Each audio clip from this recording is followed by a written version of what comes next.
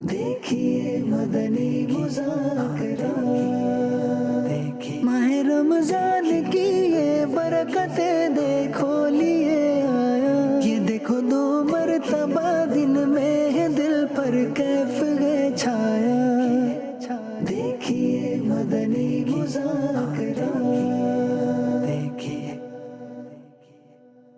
الحمدللہ رب العالمین والصلاة والسلام علی خاتم النبیین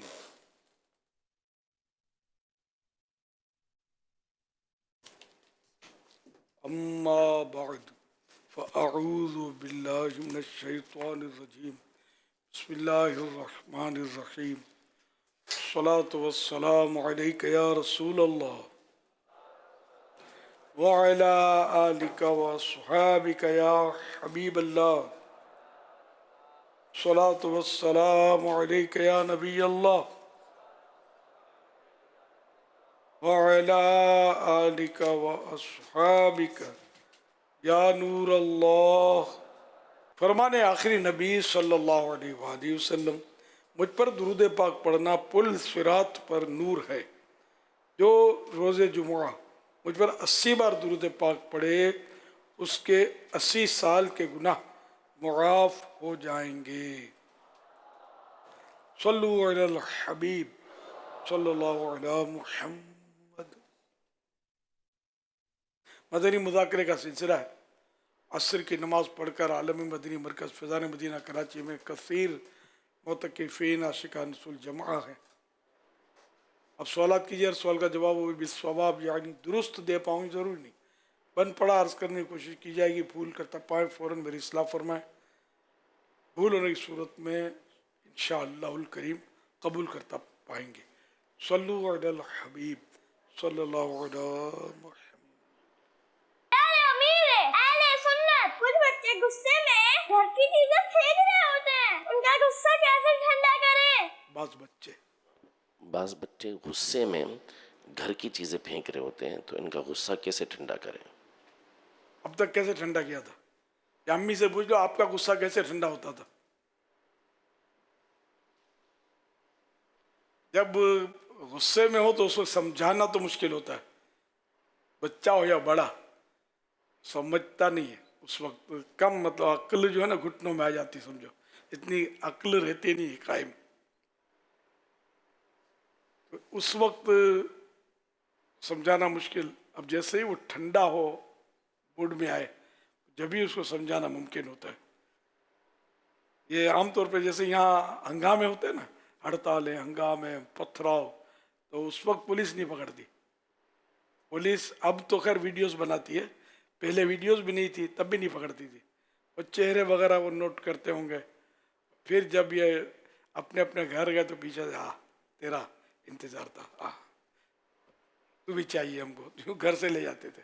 اب بھی یہ، اب اس سے زیادہ ان کو آسانی ہو گئی ہے، ویڈیوز بناؤ بس، تو یہ پتہ چل جاتا ہے کون زیادہ اچھل رہا ہے، کون زیادہ پھدک رہا ہے، تو ان کو پکڑ کے بعد میں، اس وقت نہیں، اس وقت یہ پکڑیں گے تو قوم ان کو ڈیپ ڈالے گی، دو طرفہ جنگ ہو جائے گی، اور ہو بھی جاتی ہے۔ تو بہرحال یہ کہ بچوں کو ٹھنڈا کرنے کا طریقہ عرض کیا میں نے، جو میری سمجھ میں آتا ہے، اس کے علاوہ کوئی سمجھ میں آ نہیں رہا۔ صلو علی الحبیب صلی اللہ علی محمد۔ ویسے توڑ پھوڑ کرنی نہیں چاہیے، اچھے بچے توڑ پھوڑ نہیں کرتے، گندے بچے کریں گے ایسا کام، توڑ پھوڑ، بڑے بھی کرتے ہیں توڑ پھوڑ، غصہ آ جاتا ہے تو یا سامان توڑتے ہیں یا خود کو توڑتے ہیں، خودکشیاں بھی غصے میں ہوتی ہیں، بعض اوقات گھوم جاتی ہے ایک دم، اپنے آپ کو فائر کر دیتے ہیں، کسی کو فائر کر دیتے ہیں۔ جیل کے سریوں کے پیچھے آپ کو خر دماغ بہت ملیں گے، غصے والے وہ آئے اندر آئے اسی لیے، غصے کی وجہ سے اس کو مارا، اس کو پیٹا، فائر کیا، چھری ماری، پتھر مار دیا غصے میں آگے، پھر پچھتا رہے کہ اب کیا ہوگا۔ یہ غصہ تو واقعی ہے، غصہ آدمی کو کہیں کا نہیں چھوڑتا۔ غصہ وہ کہا جاتا ہے کہ حماقت سے شروع ہو کر ندامت پر ختم ہوتا ہے. بیوقوفی سے شروع ہوا اور شرمندگی پر ختم ہوا. لیکن وہ شرمندگی ایسی ہوتی ہے بعض اوقات کہ اب پچھتا ہے کیا ہو جب چڑیاں چگ گئیں کھیت, ہاتھ کچھ نہیں رہتا.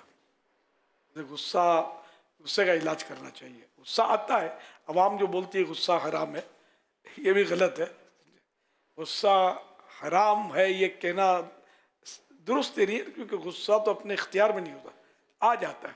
اب غصہ آ گیا, اس کو کیسے کنٹرول کرنا ہے یہ آپ کے اختیار میں. اگر اس کو گناہ کے ذریعے ٹھنڈا کیا تو حرام, یعنی جیسا گناہ پھر تو وہ گناہ. اور یہ کہ صبر کیا, اس کو برداشت کر گئے, تو یہ کہ اس میں فضیلت ہے کہ کوئی گھونٹ ایسا بندہ نہیں پیتا جیسا غصے کا گھونٹ پیتا ہے. یہ گھونٹ پینا محاورہ ہے, یعنی غصے پر یہ کنٹرول کر لیا, ضبط کر لیا, صبر کر لیا. غصہ آتا ہے تو توڑ دوں, پھوڑ دوں, مار دوں, کاٹ دوں. بہت مطلب بعض غصہ آتا ہے تو آدمی کو یہ احساسات ہوتے ہیں, لیکن کچھ بھی نہ کرے, چپ ہو جائے, لا حول شریف پڑھے, اعوذ باللہ من الشیطان الرجیم پڑھے, کھڑا ہو تو بیٹھ جائے, بیٹھا ہے تو لیٹ جائے, پھر بھی غصہ نہ آئے تو زمین سے چپٹ جائے, وضو کرے کہ غصہ شیطان کی طرف سے, شیطان آگ سے بنا ہے تو پانی سے آگ ٹھنڈی ہوتی ہے, تو غصہ آئے تو وضو کرے, اللہ کرے گا چلا جائے گا. تو اس طرح غصے کا علاج کرے. صلو علی الحبیب صلی اللہ علیہ محمد. میری امیر علیہ سنت سے ایک سوال ہے کہ روزے کی حالت میں منہ میں پانی آ جائے, جہاں وضو کرتے ہوئے تھوڑا سا پانی رہ جاتا ہے, اگر وہ اندر چلا جائے تو اس سے روزہ ٹوٹتا ہے یا نہیں؟ روزے میں منہ میں پانی آ جائے نا, پکوڑے تلے جا رہے ہیں تو یہ خوشبو آئی, منہ میں پانی آ گیا, یہ پانی نگلنے میں کوئی حرج نہیں ہے. بلکہ عمدہ غذاؤں کا تذکرہ ہوتا ہے تو منہ میں پانی آ جاتا ہے. بعض اوقات یہ بھی ہوتا ہے نفسیاتی اثر, تو وہ پانی بھی نگل گئے تو روزہ نہیں ٹوٹے گا, اندر ہی اندر ہے. اور وضو کا پانی اچھی طرح منہ خالی کر لے پانی سے. اب جو تری اندر رہ جاتی ہے منہ کے اندر, وہ تری پیٹ میں جائے تو کوئی حرج نہیں ہے, جان بوجھ کے پانی بچائے نہیں. صلو علی الحبیب صلی اللہ علیہ محمد. سوال عرض یہ ہے کہ روزے کی حالت میں فیس واش لگا سکتے ہیں؟ فیس واش, اچھا, ہاں اس میں اندر نہیں جا رہا, یہ تو بار بار لگا رہے ہیں.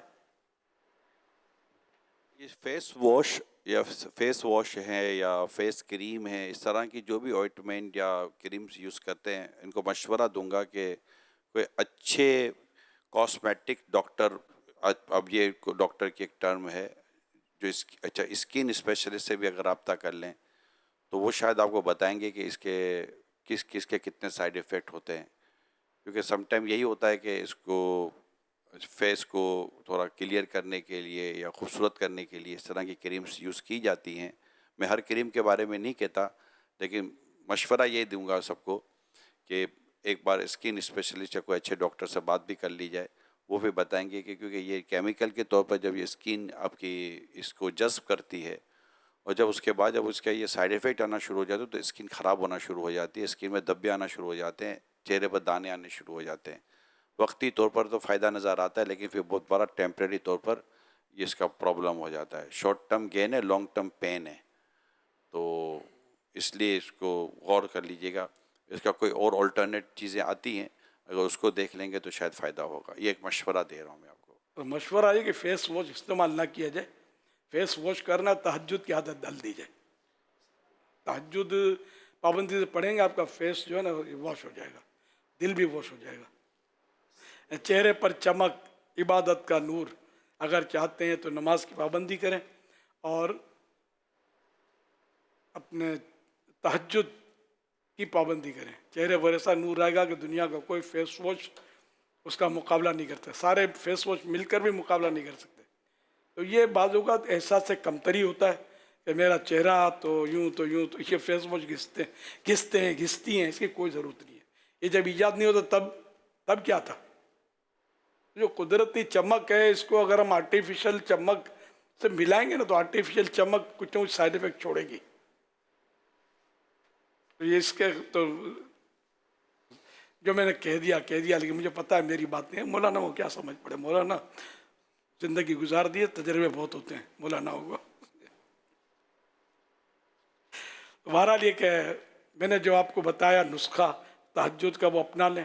5 نماز فرض تو پڑھنی ہے با جماعت, اور عیسائی بہنوں کو بھی نماز بغیر جماعت کے گھر میں پڑھنی ہے.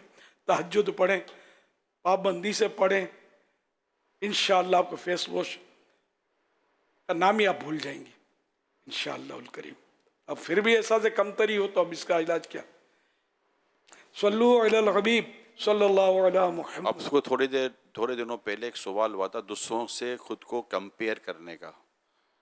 یہ سوشل میڈیا کے بعد یہ چیزیں بڑھ گئی, پہلے بھی تھی لیکن پہلے کیا تھا, کبھی کوئی اکا دکا پر نظر پڑ کے تو یار میں اس کا جیسا بن جاؤں, میرا چہرہ ایسا ہو جائے, میری باڈی ایسی ہو جائے, میرے بال ایسے ہو جائیں. لیکن اب چونکہ ویڈیوز کا دور ہے تو ویڈیوز پر آپ کو پتہ ہے کہ ویڈیوز پہ چمک گمک شروع کرنا کوئی مسئلہ نہیں ہوتا, کیونکہ یہ کیمرے اور کیمروں کا اسکرین, کیمروں کے جو لینسز ہوتے ہیں اور پھر جو یہاں لائٹیں ہوتی ہیں اس سے بہت سارا کچھ ہو جاتا ہے. پھر یہ میک اپ وغیرہ کا, تو اس کی وجہ سے جو احساس کمتری کی وجہ سے بھی جو سمجھ سے فرمائیں تو وہ کمپیریزن کی وجہ سے بعض اوقات ہو جاتا ہے کہ آپ تقابل کرتے ہیں.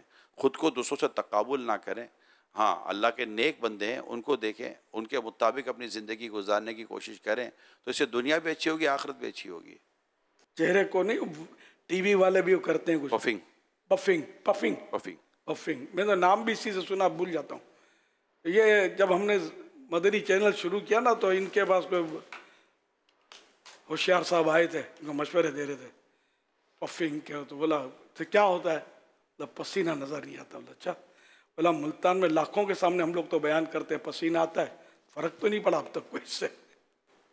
آج تک ہم نے پفنگ استعمال نہیں کی مدنی چینل پر. اللہ کی رحمت ہے, چہروں پر نحوست برس نہیں رہی ہوتی. مدنی چینل کے مبلغین کے چہروں پر نور برس رہا ہوتا ہے, نہیں برستا ہے. پفنگ, واٹ از پفنگ یار, کیا مصیبت ہے یار. تو یہ سب مطلب یہ شاید یا تو کاروباری لوگوں نے اس کو اتنا وہ ایڈورٹائزمنٹ کیا کہ لوگ سمجھتے کہ اس سے حسن آ جائے گا. اس سے حسن نہیں آتا, حسن عبادت سے آتا ہے. وہ حسن آتا ہے عبادت سے, وہ نور آتا ہے چہرے پر کہ دنیا کا کوئی مطلب حسن اس کا مقابلہ نہیں کر سکتا. اللہ کی عبادت کرے مگر چہرہ چمکانے کے لیے نہیں, ہاں اعمال نامہ چمکانے کے لیے, اللہ کو راضی کرنے کے لیے عبادت کرنی ہے. اگر آپ چہرہ چمکانے کی نیت کریں گے تو ہو سکتا ہے چہرہ اور کالا پڑ جائے. عبادت اللہ کے لیے کرنی ہے. یہ تو ضمنی فوائد ہیں, نہ بھی ہوں تو کوئی پرابلم نہیں ہے. حضرت بلال حبشی رضی اللہ عنہ کا چہرہ مبارکہ کا کلر جو بھی تھا مشہور ہے, ٹھیک ہے نا, لیکن ان کے چہرے پر تو نور تھا نا, عبادت کا نور. وہ کیسا ہی چمڑی کا رنگ ہو, عبادت کا نور اور چیز ہے. ورنہ انگریز جیسا گورا کون ہوگا یار, کہ چمڑی کیسی گوری ہوتی ہے, لیکن ذرا نور کہاں سے لائے گا؟ جو غیر مسلم ہے وہ چہرے پر نور لائے گا کہاں سے؟ تو گوری چمڑی ہونا یہ نور کی علامت نہیں ہے. گندمی رنگ ہونا, کالا رنگ ہونا, کوئی سا بھی رنگ ہو اللہ نے جسے بنایا, عبادت کا نور اور چیز ہے. اللہ ہم سب کو نصیب کرے اخلاص کے ساتھ عبادت. صلو علی الحبیب صلی اللہ علیہ. یہ جو گفتگو ہوئی ہے فیس کریم کے طور پر جو استعمال ہوتی ہے اسے ایوائڈ کریں اور امیر سنت کے مشوروں پر عمل کریں. تو جو نارمل صابن وغیرہ جو استعمال ہوتا ہے اس میں تو کوئی صابن منہ دھونے کے لیے کر دیتے ہیں, داڑھی بھی صابن وغیرہ کے استعمال سے اس پہ بھی بعض اوقات ایسی اجزاء وغیرہ لگ جاتے ہیں, کھاتے ہوئے بھی کچھ چیزیں لگ جاتی ہیں. تو صابن وغیرہ سے منہ ہاتھ دھوتے ہیں تو اس سے بھی فرق تو پڑ جاتا ہے کہ وہ جو چہرے پہ اس طرح کی کچھ چیزیں میل کچل صاف ہو جاتا ہے. صابن بھی بات کی جاتے ہیں, صابن میں بھی مختلف کیمیکلز ہوتے ہیں, بالوں کو کمزور کرتے ہیں. بعض صابن کھالوں کو بھی مسائل کریں گے, کھالوں میں جذب ہوتا ہے, اس میں جو کیمیکلز ہوتے ہیں نا وہ جذب ہوتے ہیں اور وہ اندر جا کر نقصان کرتے ہیں. یہ بھی اس کی بھی کوئی مطلب ہے ترکیب. تو پہلے جو ہم چھوٹے تھے نا تو اس وقت ہم کو ارینٹ ایک بوٹی آتی ہے جو وہ پنساریوں کے یہاں ملتی ہے, دیسی دواؤں والوں کے پاس. وہ بس ارینٹ پانی میں بھگو دیتے تھے, گرم پانی میں یا ویسے پانی میں بھگو کر رکھے اس میں جھاگ بنتا تھا صابن کی طرح. جیسے صابن اسی سے صابن نکلا ہوگا کہ ہم کیوں نہیں پیسے کمائیں, ہو سکتا ہے اس لیے نکلا ہو. تو یہ اس طرح آسانیوں کے لیے صابن نکلا, ورنہ وہ ارینٹ اس میں قدرتی خوشبو, مزے کی خوشبو, اور وہ नारियल के जो ऊपर के छोलते होते हैं छिलके, ये इस तरह की चीज से वो बच्चे थे, अम्मी रगड़ती थी, साफ करती थी। तो ये बचपन के दौर की बात कर रहा हूँ। बाद में भी कुछ समझदार हो गए जब, तब भी ये अरींट को देखा हमने कि अपने यहाँ अरींट इस्तेमाल होता था हमारे यहाँ। आहिस्ता आहिस्ता खैर अब वो तो अरींट का नाम ही निकल गया जहन से। और दवाओं में भी काम आता है, मिलता है, मतलब अरींट कभी ट्राई कर रहा हो तो एक दाना डाल दें, 2 डाल दें आप, इसको गर्म पानी में कुछ भिगो के रख दें, इतना बेहतरीन, दुनिया का सबसे बेहतरीन साबुन हाजिर है आपके पास, जी खुशबू देगा, आप मजे को मजा आ जाएगा। करे कौन, नहीं मेहनत कौन करे, अब हम भी नहीं करते साबुन, लेकिन साबुन में वही साइड इफेक्ट है इसके। बाल झड़ने का बहुत मतलब है, शिकायतें आम है, तो बाल इससे भी झड़ते हैं और ग़िज़ाओं से भी झड़ते हैं। ग़िज़ाओं में भी आर्टिफिशियल खाद ने मसाइल खड़े किए हुए हैं। अब ऑर्गेनिक ग़िज़ाओं की तरफ लोग आ तो रहे हैं, लेकिन ऑर्गेनिक ग़िज़ा भी ऑर्गेनिक हो तो ना। ऑर्गेनिक मतलब ये कि खालिस खाद से जो बनाई हुई ग़िज़ा, यूँ समझ लो। और आर्टिफिशियल खाद वो केमिकली खाद होती है, उससे पैदावार ज़्यादा होती है। अब आपने देखा हो शायद, इतने बड़े बड़े आम देखे कभी, तो ऑर्गेनिक खाद का कमाल। फल खूबसूरत बन जाते हैं इससे, सब्जियां खूबसूरत बन जाएंगी, इनके कद काठ बढ़ जाते हैं सब्जियों के। ऑर्गेनिक में वो चीज़ नहीं होती, ऑर्गेनिक इतनी टेस्टी भी नहीं होती, जबकि वो एक उसके मुंह को लग गई ना आर्टिफिशियल खाद की ग़िज़ाएं, तो ऑर्गेनिक में इतना मज़ा नहीं आता। ये असल ऑर्गेनिक है, अगर ऑर्गेनिक मिले तो। सल्लु अलल हबीब सल्लल्लाहु अला मुहम्मद। अमीर सुन्नत का ये मदनी मुज़ाकरा यूट्यूब चैनल पर और फेसबुक पर भी बराह रास्त देखा जा रहा होता है। मौलाना इलियास क़ादरी पर आप इसको जाकर देख सकते हैं। तो कुछ सवालात आए हैं, क्या शुगर का मरीज़ रोज़े की हालत में इंसुलिन का इंजेक्शन लगा सकता है? क्या इससे रोज़ा टूट जाता है? लगा सकता है, रोज़ा नहीं टूटता।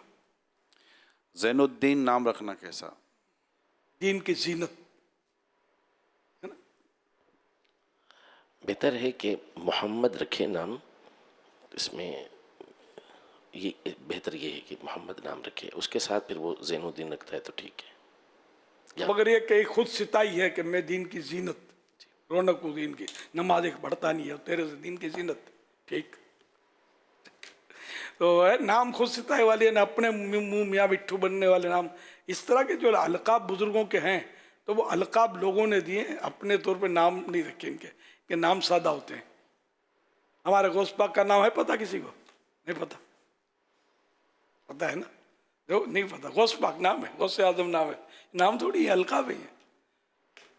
नाम अब्दुल कादिर, इमाम अहले सुन्नत आला हज़रत का नाम अहमद रज़ा, मोहम्मद अहमद रज़ा कहकर दादा ने पुकारा।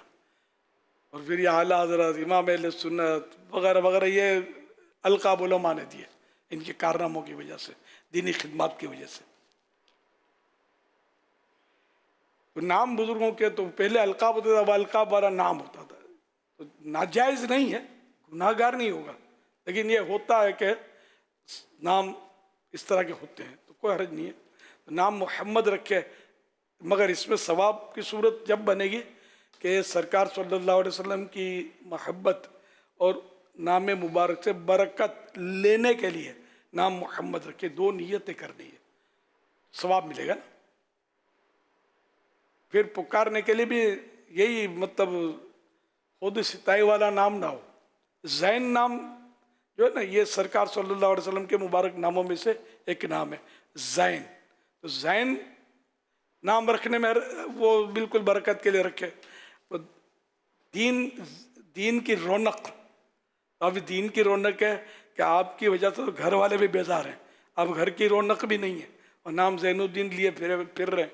ये माना किसी को नहीं पता होते असल जनरली, तो इसलिए वो नाम वो रखे जाएं उलमा से पूछ कर।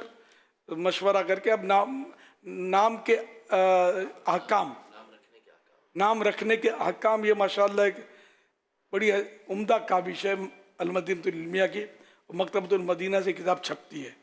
یہ بھی کتاب ایسی ہے کہ شاید اردو میں ایسی کوئی کتاب میری نظر سے تو نہیں گزری. بڑی عجیب کتاب ہے، اس میں ناموں کی اسی لسٹیں، یہ نام رکھ لیں، وہ نام رکھ لیں، انبیاء کے نام، صحابہ کے نام، سرکار صلی اللہ علیہ وسلم کے صفاتی نام، اور بہت کچھ مواد ہے اس میں کہ جو آپ اس میں منتخب کر لیں. یونیک نام کرتے ہیں، اس میں کئی یونیک آپ کو ملیں گے اور جو درست بھی ہوں گے. صلو علی الحبیب صلی اللہ علیہ محمد. اگر روزہ یاد تھا اور غلطی سے دوران غسل پانی آنکھ میں چلا گیا، روزے کا کیا حکم ہے؟ آنکھ میں چلا گیا، روزہ نہیں ٹوٹے گا. سوئے ہوئے بندے کے اوپر سے گزرنا کیسا ہے؟ وہ بچپن میں سنتے تھے کہ ٹھیک نہ ہو جائے گا، قد چھوٹا ہو جائے گا اس کا، ایسا کچھ ہے نہیں اسے. اسلامی بہن کا سوال ہے، زکوٰۃ کی ادائیگی کے معاملے میں اگر سونا فروخت کیا جائے تو زکوٰۃ اس قیمت پر ادا کی جائے گی جو بیچنے میں حاصل ہوئی ہو یا پھر موجودہ فی تولہ سونے کی مارکیٹ ویلیو کے حساب سے زکوٰۃ نکالی جائے گی؟ اگر تو سونا بیچ دیا ہے تو اب تو ظاہر ہے کہ رقم ہی اس کے پاس آ گئی، یعنی فرض ہونے سے پہلے اس نے سونا بیچا، تو اب جو رقم ہے اسی کے اوپر زکوٰۃ لگے گی. اصل یہ ہے کہ جو سونا اس کے پاس موجود ہے اس کی کون سی ویلیو کے اوپر زکوٰۃ لگے گی، تو وہ مارکیٹ ویلیو کے اوپر زکوٰۃ لگے گی. یعنی سونا اس کے پاس ہے، اس نے زکوٰۃ نکالنی ہے، تو اب کون سی قیمت کا لحاظ ہوگا، جو خریدی تھی اس وقت کی یا ابھی کی؟ تو ابھی جو بازار میں ویلیو چل رہی ہوگی، مارکیٹ ویلیو، اس کا لحاظ ہوگا. چاہے کم میں بکا، ہاں، لیکن لحاظ اسی کا ہوگا جو مارکیٹ ویلیو سونے کی تھی. اور زکوٰۃ فرض ہونے سے پہلے اگر اس کو بیچ دیا تھا تو جو رقم اب جس کے پاس ہے اور اس پر جو زکوٰۃ فرض اب ہوئی ہے تو اب اس کے مطابق دیں گے. صلو علی الحبیب صلی اللہ علیہ وسلم. بیان ہوئی الحمدللہ. یہ 179 صفحات کی ہے اور جو کہ 190 روپے ہے. 190 روپیز میں یہ مکتبۃ المدینہ سے حاصل کر سکتے ہیں نام رکھنے کے احکام. تو ہر گھر میں ہونی چاہیے، بچے پیدا ہوتے رہتے ہیں گھروں میں.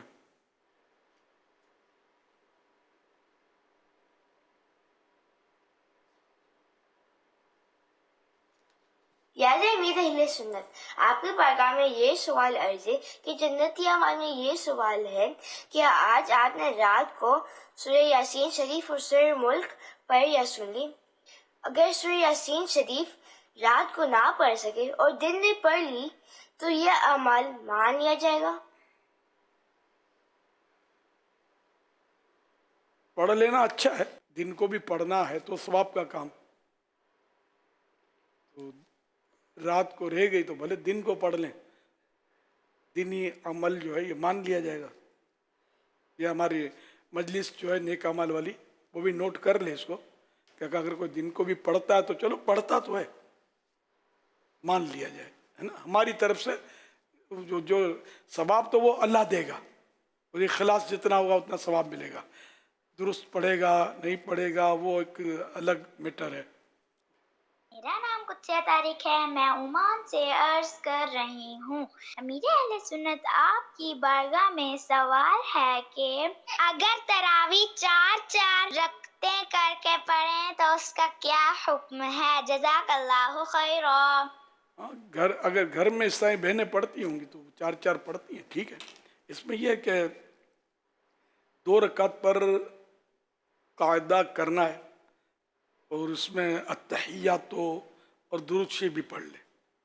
اب تیسری میں جب اٹھے تو پہلی کی طرح تیسری میں بھی ثنا اعوذ بسم اللہ پڑھے اور یوں مطلب ہے 2 رکعتیں پوری کریں، 4 پوری ہو جائیں گی.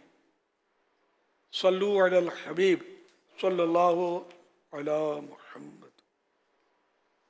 اگر ہم نے ریکارڈڈ تلاوت سنی اور اس میں آیت سجدہ آئی تو کیا سجدہ واجب ہوگا؟ سجدہ تلاوت इस तरह वाजिब नहीं होगा। मैं समूदी से गुलाम मोहिउद्दीन तारिर गुजरा हूँ। मेरा प्यारे मेरे सुन्नत की बारगाह में ये सवाल अर्ज है कि आजकल कुछ लोग ये कहते हैं कि जो अंगूठी के ऊपर नगीना लगवाना है वो किसी अहले इल्म से पूछ कर लगवाना है, क्योंकि किसी को कोई नगीना माफिक आता है, कोई किसी को नहीं आता। तो इसकी शरन क्या हकीकत है? जवाब इरशाद फरमा दीजिए। नगीनों के खवास तो लिखे हुए किताबों में, अब कोई इसका माहिर हो तो वो आलिम ना भी हो, माहिर हो, स्टडी हो इस पर, तो उससे भी दरियाफ्त किया जा सकता है।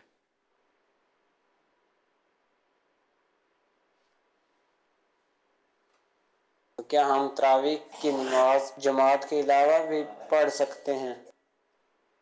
तरावीह जमात के बगैर, जमात के बगैर अलावा भी पढ़ सकते हैं जी। अगर मस्जिद की जमात मिलती है और कुरान करीम ख़त्म होता है तो ये सुन्नत भी अदा होगी ख़त्म कुरान की, और मस्जिद में पढ़ी जाए। अगर नहीं पढ़ पाता तो घर में भी तरावी पढ़ेंगे, सुन्नत अदा हो जाएगी तरावी की। बगैर जमात के पढ़ेगा तब भी सुन्नत अदा हो जाएगी। सल्लु अलल हबीब सल्लल्लाहु अलैहि मुहम्मद। अमीर अहले सुन्नत से अहमद अर्ज कर रहा हूँ, रमज़ान जारी है और इफ्तार के टाइम सामने पकोड़े, समोसे, तली हुई चीज़ें आ ही जाती हैं और रहा नहीं जाता, खाने को बहुत दिल करता है। आप कुछ ऐसी एहतियातें बता दें कि खा भी लें और नुकसान भी कम से कम हो। मगरिब के बाद खा भी लें, मगरिब से पहले नहीं ना, तो छोड़ता कौन है? शायद ही कोई छोड़ता हो। रोकिए हाथ को रोकिए, हाँ यही इम्तिहान है। नहीं, लेकिन यहाँ ये बात है ना कि पकोड़े समोसे की तरकीब आप ये कहते हैं कि भाई बचो इनसे, अब वो सामने पड़े तो कैसे, कितना रोके अपने आप को? सामने दुश्मन खड़ा हो तो कैसे अपने आप को बचाएंगे? भाग कर बचाएंगे, छुप कर बचाएंगे। इसी तरह पकोड़ों के सामने से हट जाए, पकोड़े सामने से हटा ले, दोनों सूरतें है। बचना तो वाकई मुश्किल होता है। नहीं, ज़हन बनने की बात है। साइड इफ़ेक्ट का जिसको इल्म है, पता है, अंदाज़ा है, तो उसको बाज़ अब एक वक्त आता है कि रग़बत की बजाय पर घबराहट होती है। ये एक वक्त आता है कि फिर रग़बत नहीं रहेगी, घबराहट रहेगी, यार इसको खा लेंगे तो हाल क्या होगा। तो अब वो उस घड़ी का इंतज़ार करे बंदा कि कब रग़बत घबराहट में तब्दील होती है। और जब तक रग़बत है तो रुकना वाकई आसान नहीं है। चंद रोज़ पहले अभी इफ्तार में, यानी कि मगरिब का जो खाना खाते हैं रमज़ान हाल में, इतना बड़ा कबाब किसी ने मेरी प्लेट में रख दिया। ये बच के जाए कैसे? बचा लिया मैंने, उठा के वापस दे दिया। देखो नहीं तो यार, मैंने नहीं खाया, अल्हम्दुलिल्लाह। तो यूं मतलब यूं बचे। मन तो होता है सारा कि नफ्स किसका नहीं होता, कबाब छोड़े कैसे, पकौड़ा छोड़े कैसे। तो ये क्या कोशिश करनी चाहिए, या कम खाए, मतलब कम से कम ये क्या, पहले 10 पकौड़े खाते थे तब 2 पर गुजारा कर ले। अब पकौड़े भी छोटे बड़े होते हैं, बाज पकौड़ा बोलते, बाज पकौड़ी बोलते। हम है ना, इतनी देर के बाद हम आपसे यही सुनना चाहते थे जो भी आपने फरमाया है। 10 की जगह 2 खा लो। फिर वो भी होता होगा कि यार है तो नरम नरम, ये क्या नुकसान करेगा। हाँ, भोला भाला सा इतना सा समोसे से क्या होता है। अच्छा भाई अंदर चला गया, कुछ नहीं हुआ, मेरे को पता चलेगा। कभी कभार एक आध पकौड़ा या एक रबड़ की गोली भी आपको मारेगा ना कारतूस में रख के, तो कुछ तो चोट आएगी ना। दोबारा लेके बचता तो कोई जिसको अल्लाह बचाए, बाकी तो बहुत मुश्किल है कि लोग बचते हों, बहुत कम बचते होंगे। घर वाले भी ज़बरदस्ती करते होंगे, ज़बरदस्ती मीठी मीठी लगती होगी कि कहीं ये बोलना छोड़ दे से पहले काल हो गया, ये मायूस हो जाएंगे तो फिर रह जाऊंगा। देखिए मदनी मुज़ाकरा, देखिए माह रमज़ान की ये बरकतें देखो ली